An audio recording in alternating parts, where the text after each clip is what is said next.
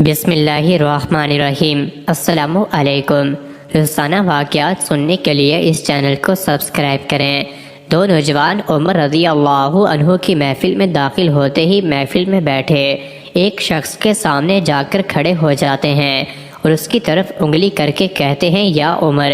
یہ ہے وہ شخص۔ عمر رضی اللہ عنہ ان سے پوچھتے ہیں کیا کیا ہے اس شخص نے؟ یا امیر المومنین، اس نے ہمارے باپ کو قتل کیا ہے۔ عمر رضی اللہ عنہ پوچھتے ہیں کیا کہہ رہے ہو؟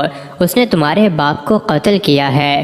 عمر رضی اللہ عنہ اس شخص سے مخاطب ہو کر پوچھتے ہیں کیا تو نے ان کے باپ کو قتل کیا ہے؟ وہ شخص کہتا ہے ہاں امیر المومنین، مجھ سے قتل ہو گیا ہے۔ ان کا باپ عمر رضی اللہ عنہ پوچھتے ہیں کس طرح قتل ہوا؟ وہ شخص کہتا ہے یا عمر، ان کا باپ اپنے اونٹ سمیت میرے کھیت میں داخل ہو گیا تھا۔ میں نے منع کیا، باز نہیں آیا تو میں نے ایک پتھر دے مارا جو سیدھا اس کے سر میں لگا اور وہ موقع پر مر گیا۔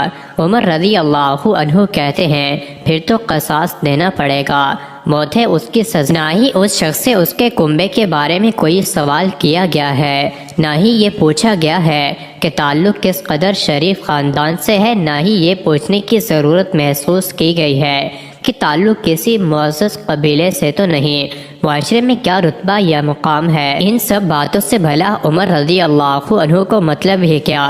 کیونکہ معاملہ اللہ کے دین کا ہو تو عمر رضی اللہ عنہ پر کوئی اثر انداز نہیں ہو سکتا، اور نہ ہی کوئی اللہ کی شریعت کی تنفیذ کے معاملے پر عمر رضی اللہ عنہ کو روک سکتا ہے، حتیٰ کہ سامنے عمر کا اپنا ہی بیٹا کیوں نہ قاتل کی حیثیت سے آ کھڑا ہو، قصاص تو اس سے بھی لیا جائے گا۔ وہ شخص کہتا ہے اے امیر المومنین، اس کے نام پر جس کے حکم سے یہ زمین و آسمان قائم کھڑے ہیں، مجھے صحرا میں واپس اپنی بیوی بچوں کے پاس جانے دیجیے تاکہ میں ان کو بتا آؤں کہ میں قتل کر دیا جاؤں گا۔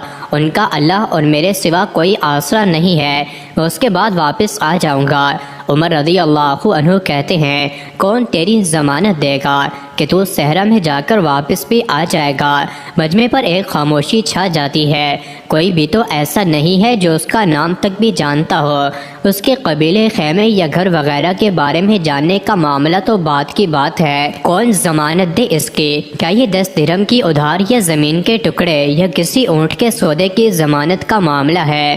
ادھر تو ایک گردن کی ضمانت دینے کی بات ہے جسے تلوار سے اڑا دیا جانا ہے، اور کوئی بھی تو ایسا نہیں ہے جو اللہ کی شریعت کی تنفیذ کے معاملے پر عمر رضی اللہ عنہ سے اعتراض کرے یا پھر اس شخص کی سفارش کے لیے ہی کھڑا ہو جائے، اور کوئی ہو بھی نہیں سکتا جو سفارشی بننے کی سوچ سکے۔ محفل میں موجود صحابہ پر ایک خاموشی سی چھا گئی ہے۔ اس صورتحال سے خود عمر رضی اللہ عنہ بھی متاثر ہیں، کیونکہ اس شخص کی حالت نے سب کو ہی حیرت میں ڈال کر رکھ دیا ہے۔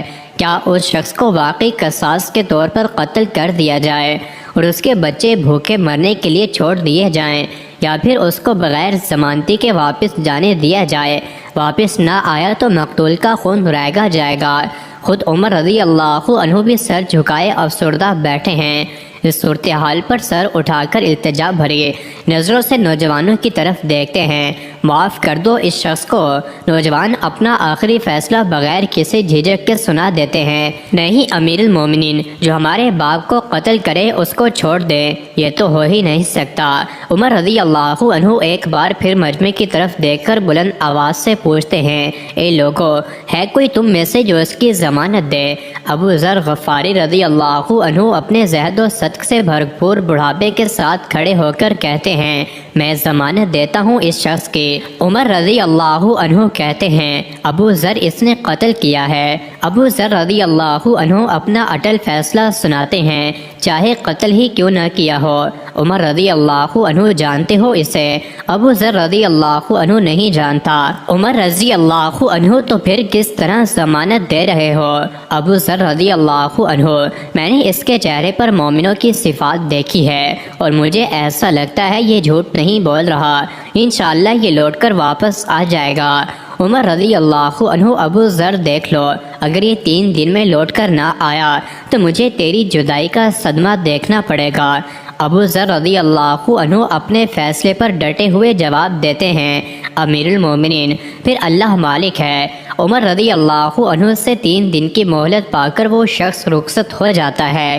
کچھ ضروری تیاریوں کے لیے بیوی بچوں کو الوداع کہے، اپنے بعد ان کے لیے کوئی راہ دیکھنے اور پھر اس کے بعد قصاص کی ادائیگی کے لیے قتل کیے جانے کی غرض سے لوٹ کر واپس آنے کے لیے، اور پھر 3 راتوں کے بعد عمر رضی اللہ عنہ بھلا کیسے اس امر کو بھلا پاتے؟ انہوں نے تو ایک ایک لمحہ گن کر کاٹا تھا۔ عصر کے وقت شہر میں الصلاۃ جامع کی منادی پھر جاتی ہے۔ نوجوان اپنے باپ کا قصاص لینے کے لیے بے چین اور لوگوں کا مجمع اللہ کی شریعت کی تنفیذ دیکھنے کے لیے جمع ہو چکا ہے۔ ابو ذر رضی اللہ عنہ بھی تشریف لاتے ہیں اور آ کر عمر رضی اللہ عنہ کے سامنے بیٹھ جاتے ہیں۔ عمر رضی اللہ عنہ سوال کرتے ہیں کدھر ہے وہ آدمی؟ ابو ذر رضی اللہ عنہ مختصر جواب دیتے ہیں مجھے کوئی پتہ نہیں ہے یا امیر المومنین۔ ابو ذر رضی اللہ عنہ آسمان کی طرف دیکھتے ہیں جدھر سورج ڈوبنے کی جلتی میں معمول سے زیادہ تیزی کے ساتھ جاتا دکھائی دے رہا ہے۔ محفل میں ہوکا عالم ہے، اللہ کے سوا کوئی نہیں جانتا کہ آج کیا ہونے جا رہا ہے۔ یہ سچ ہے کہ ابو ذر رضی اللہ عنہ عمر رضی اللہ عنہ کے دل میں بستے ہیں۔ عمر رضی اللہ عنہ سے ان کے جسم کا ٹکڑا مانگیں تو عمر رضی اللہ عنہ دیر نہ کریں، کاٹ کر ابو ذر رضی اللہ عنہ کے حوالے کر دیں۔ لیکن ادھر معاملہ شریعت کا ہے، اللہ کے احکامات کی بجا آوری کا ہے۔ کوئی کھیل تماشا نہیں ہونے جا رہا، نہ ہی کسی کی حیثیت یا صلاحیت کی پیمائش ہو رہی ہے، حالات و واقعات کے مطابق نہیں، اور نہ ہی زمان و مکان کو بیچ میں لایا جانا ہے۔ قاتل نہیں آتا تو ضامن کی گردن جاتی نظر آ رہی ہے۔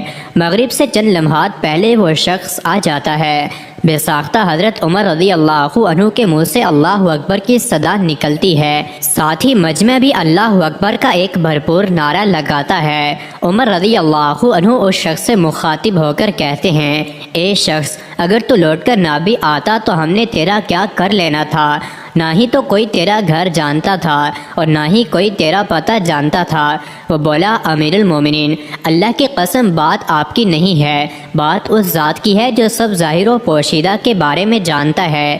دیکھ لیجئے میں آ گیا ہوں، اپنے بچوں کو پرندوں کے چوزوں کی طرح صحرا میں تنہا چھوڑ کر، جدھر نہ درخت کا سایہ ہے اور نہ ہی پانی کا نام و نشان۔ میں قتل کر دیے جانے کے لیے حاضر ہوں۔ مجھے بس یہ ڈر تھا کہیں کوئی یہ نہ کہہ دے کہ اب لوگوں میں سے وعدوں کا ایفا ہی اٹھ گیا ہے۔ عمر رضی اللہ عنہ نے ابو ذر رضی اللہ عنہ کی طرف رخ کر کے پوچھا ابو ذر تو نے کس بنا پر اس کی ضمانت دے دی تھی؟ ابو ذر رضی اللہ عنہ نے کہا اے عمر، مجھے اس بات کا ڈر تھا کہیں کوئی یہ نہ کہہ دے کہ اب لوگوں سے خیر ہی اٹھا لی گئی ہے۔ سید عمر رضی اللہ عنہ نے ایک لمحے کے لیے توقف کیا اور پھر ان 2 نوجوانوں سے پوچھا کہ کیا کہتے ہو اب؟ نوجوانوں نے جن کا باپ مرا تھا روتے ہوئے کہا اے امیر المومنین، ہم اس کی صداقت کی وجہ سے اسے معاف کرتے ہیں۔ ہمیں اس بات کا ڈر ہے کہ کہیں کوئی یہ نہ کہہ دے کہ اب لوگوں میں سے عفو اور درگزر ہی اٹھا لیا گیا ہے۔ عمر رضی اللہ عنہ اللہ اکبر پکار اٹھے اور آنسو ان کی داڑھی کو تر کرتے نیچے گرنے لگے۔ فرمایا اے نوجوانوں، تمہاری عفو درگزر پر اللہ تمہیں جزا خیر دے۔ اے ابو ذر، اللہ تجھے اس شخص کی مصیبت میں مدد پر جزائے خیر دے، اور اے شخص اللہ تجھے اس وفائے عہد و صداقت پر جزائے خیر دے، اور اے امیر المومنین اللہ تجھے تیرے عدل اور رحم دلی پر جزائے خیر دے۔ مزید ایسے ہی ویڈیوز کے لیے چینل کو ضرور سبسکرائب کریں۔